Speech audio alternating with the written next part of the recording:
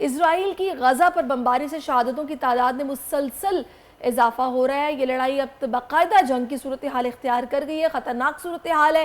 اسی ساری صورتحال پر بات کرنے کے لیے سابق سفیر عبدالباسط صاحب وہ اس وقت ہمیں جوائن کر چکے ہیں. بہت شکریہ عبدالباسط صاحب آپ کے وقت کا, آپ کو خوش آمدید کہیں گے. سب سے پہلے میرا آپ سے سوال یہی ہے کہ کل ہم نے دیکھا کہ باقاعدہ پریس کانفرنس کی گئی ہے جلیل عباس جیلانی صاحب کی طرف سے, جو کہ قائم مقام وزیر خارجہ ہیں, اور انہوں نے مطالبہ کیا ہے اسرائیل سے کہ وہ جو قوانین اقوام متحدہ کے ان کا احترام کرے اور یہ جو جنگ ہے اس کا سلسلہ روکے, اور وہاں پر جو ایک جارح رویہ اپنایا ہوا ہے اس کو ترک کرے.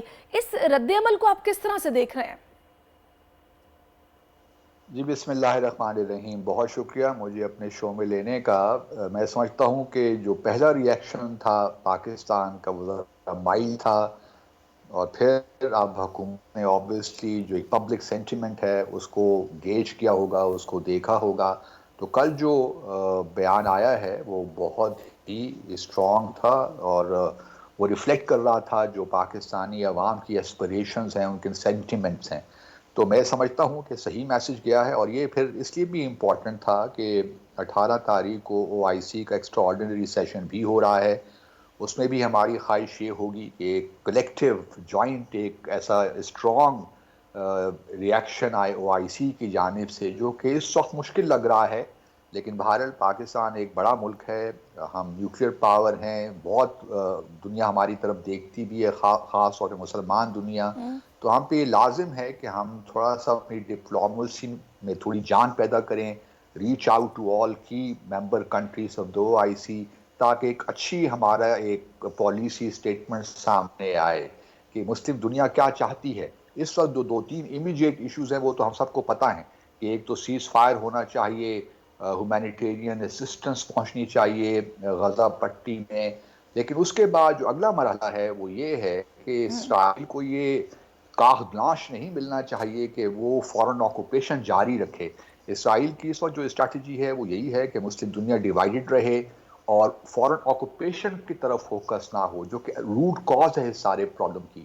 تو ہمیں جو وہ روٹ کاز ہے اس کو بھی سامنے رکھنا ہے, کس طرح 2 اسٹیٹ سولوشن کی طرف ہمیں واپس آنا ہے. تو یہ بھی ایک بہت امپورٹنٹ چیز ہے, اور دیکھیں گے 18 تاریخ کو کہ OIC کس طرح ریئیکٹ کرتی ہے. اچھا مجھے یہ بتائیے گا باسط صاحب کہ جیسا کہ ہم نے کل دیکھا کہ ہمارے وزیر خارجہ کی جانب سے کہا گیا کہ ہم مدد دینے کے لیے, امداد فراہم کرنے کے لیے تیار ہیں فلسطین کو فوری طور پر. یہ کیسے ممکن ہو پائے گا؟ اس کے لیے ہمیں کیا کرنا ہوگا؟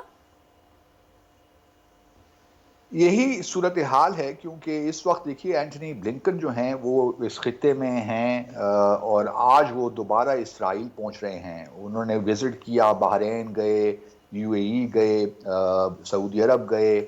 تو اب ان کو معلوم ہے کہ عرب دنیا کیا چاہتی ہے. اب وہ اسرائیل کے ساتھ جا کے دیکھیں گے کہ کس طرح جو ایجپٹ کے تھرو یا غزہ یا ایئر وہ بند پڑا ہے پچھلے کئی سالوں سے, اس کو کھولا جائے تاکہ اسسٹنس پہنچی جائے. تو پاکستان کو دیکھنا پڑے گا, وہ UN کے ساتھ کوآرڈینیٹ کریں گے. اب دیکھتے یہی ہیں کہ US کس حد تک اپنا اثر و رسوخ استعمال کر سکتا ہے. ایک تو یہ کہ جو گراؤنڈ آپریشن کی باتیں ہو رہی ہیں اس کو روکا جائے, پہلی بات تو یہ ہے, بالکل. کیونکہ یہ بھی بین الاقوامی قانون کی بالکل خلاف ورزی ہے کہ آپ جو فورن آکوپائڈ پاپولیشن ہے مثال کے طور پر نارتھ غزہ میں, انہیں آپ کہیں کہ جی 11 لاکھ کے قریب لوگوں کو آپ کہیں کہ آپ ڈسپلیس ہوں اور ساؤتھ غزہ کی طرف آ جائیں. تو بہرحال ابھی چونکہ UN کی میٹنگ بھی ہونے جا رہی ہے آج, اور 18 تاریخ کو OIC کے, تو امید کرتے ہیں کہ اگر یہ پریشر ہم تھوڑا سا زیادہ کریں, جو کہ دنیا میں ہم نے دیکھا کہ کل کراچی میں بہت بڑی ریلی ہوئی فلسطینیوں کے حق میں, اسی طرح یورپین ممالک میں بھی ہو رہی ہیں. لیکن واحد بھارت ایک ملک ہے جہاں پہ پرو اسرائیلی ریلی بھی ہوئی, یہ بھی میں آپ کے لیے بتا دوں. تو لیکن ہمیں یہ امید رکھنی چاہیے کہ اس وقت جو ہے ایک کلیکٹیو ایکشن کی ضرورت ہے, اور یہ پریشر ہم نے بلڈ رکھنا ہے. اور مسلمان دنیا میں جو پاکستان کا ایک بڑا اہم کردار ہو سکتا ہے, تو ہمیں بھی چاہیے کہ ہم اپنی جو ڈپلومیسی ہے اس کو تھوڑا میں انرجی پیدا کریں, اور reach out to all Muslim countries, as I said at least کی مسلم کنٹریز. بالکل اور آپ اس نے کے ٹھیک بعد کہا. ہی کچھ ایک میکنزم ایوالو ہوگا, جہاں سے ہم آیا ایجپٹ کے ذریعے یا غزہ جو پورٹ ہے اس کے ذریعے ہم پہنچا سکیں گے مدد, ہیومینیٹیرین اسسٹنس ٹو پیلسٹینینز. صحیح. اچھا باسط صاحب، باقاعدہ جینوسائڈ کی ٹرم اب استعمال ہو رہی ہے کہ نسل کشی وہاں پر کی جا رہی ہے. ابھی آپ نے کی مسلم کنٹریز کی بات کی ہے، کیا ذمہ داری عائد ہوتی ہے، کس طریقے سے اس معاملے کو ٹیکل کرنا چاہیے؟ اس کا پہلا جو نتیجہ ہے وہ تو ہم یہ دیکھ رہے ہیں کہ جو اسرائیل اور سعودی عرب کے درمیان ایک معاہدہ یا تعلقات استوار ہو رہے تھے وہ کچھ تعطل کا شکار ہو گئے ہیں.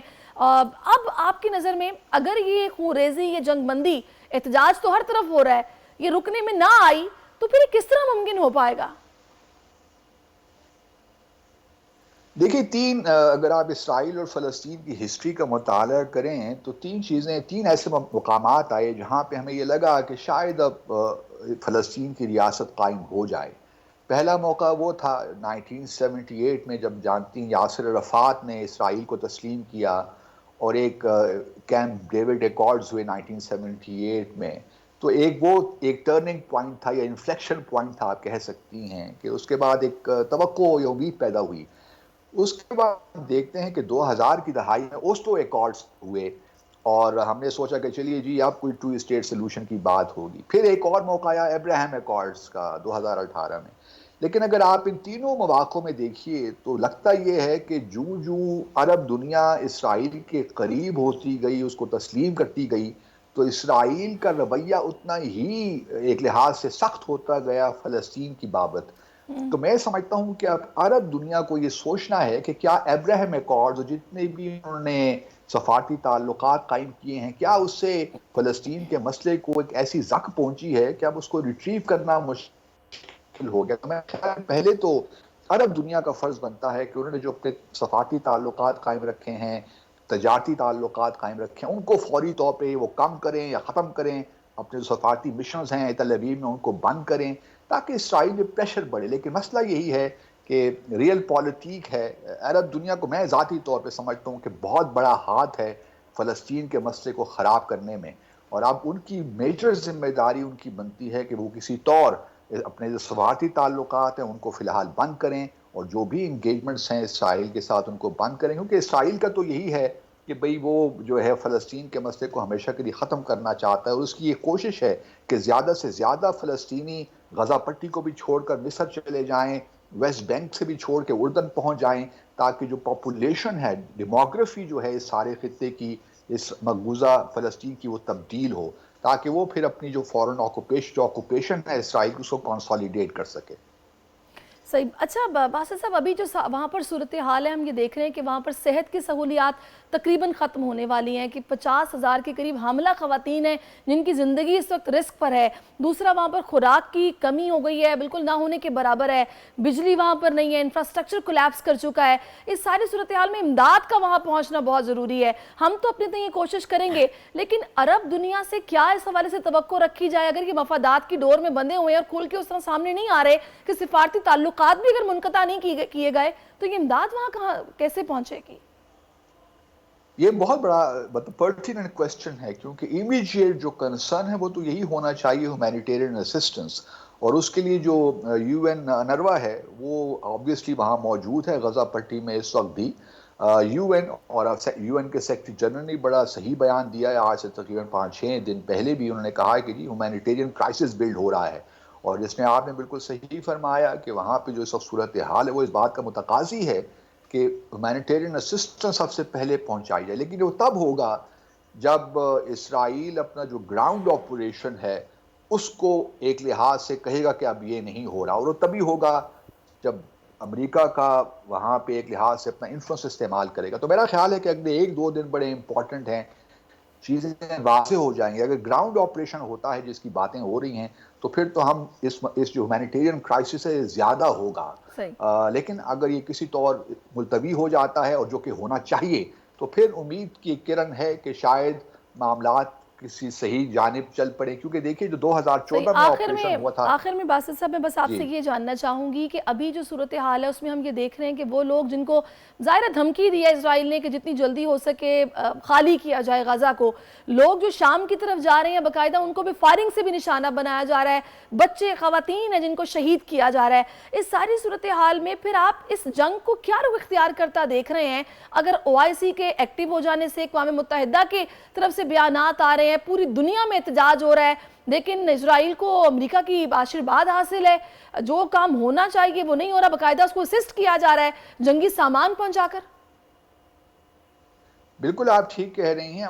मसला ये है ना कि हमारी मुस्लिम दुनिया भी तकसीम है। बल्कि मैं कल एक ट्विटर स्पेस में था, कुवैत की जानिब से थी, तो वहाँ पे मुझे यूँ महसूस हुआ कि उनके खदशात ज़्यादातर ईरान से हैं, और वो बार बार ईरान की बात कर रहे थे कि ईरान ने ये इनकरेज किया है, बोल्डन किया है, तो ईरान को अपना किरदार अदा करना चाहिए। और मुझे इस बात की खुशी है कि ईरान के फॉरेन मिनिस्टर ने भी दौरा किया, ख़ास तौर पर वो कतर भी गए, और एक लिहाज से वो भी एक्टिव हैं। तो ये आपकी दुरुस्त है एक लिहाज से कि मुसलमान दुनिया आया यकजा हो सकती है कि नहीं हो सकती। मुझे तो बाज़ औक़ात ये महसूस होता है कि अरब दुनिया शायद ईरान से ज़्यादा खाइफ है बनिस्बत इसराइल के। यही एक वो मामला है कि हमें OIC में भी सही रिस्पांस नहीं मिल पाता, मुसलमान दुनिया यकजा नहीं होती, और इसका इसराइल ने भरपूर तौर पे फ़ायदा उठाया है। बिल्कुल, बहुत शुक्रिया आपका बासित साहब। और वो ममालिक हैं ये जिनको के इंसानी हकूक़ की बात करने वाले इंसानी हकूक़ के अलमबरदार हैं, और वो ये सारा कुछ होता देख रहे हैं, नस्ल कुशी होती देख रहे हैं कि मासूम बच्चे जिनका कोई कसूर नहीं है, वो ख़वातीन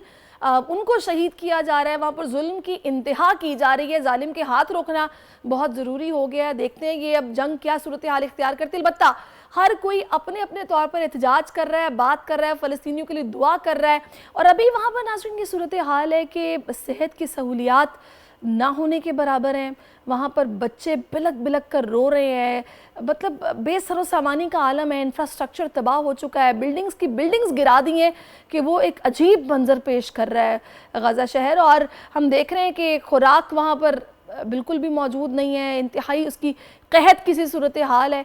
और इस सारी सूरत हाल में हम देख रहे हैं कि आलमी दुनिया जो है, आलमी बरादरी, वो ये मुतालबा कर रही है कि वहाँ पर इंसानी इमदाद जितनी जल्दी हो सके पहुँचाई जाए और रास्ते दिए जाएँ कि वहाँ तक लोगों तक खुराक पहुँच सके।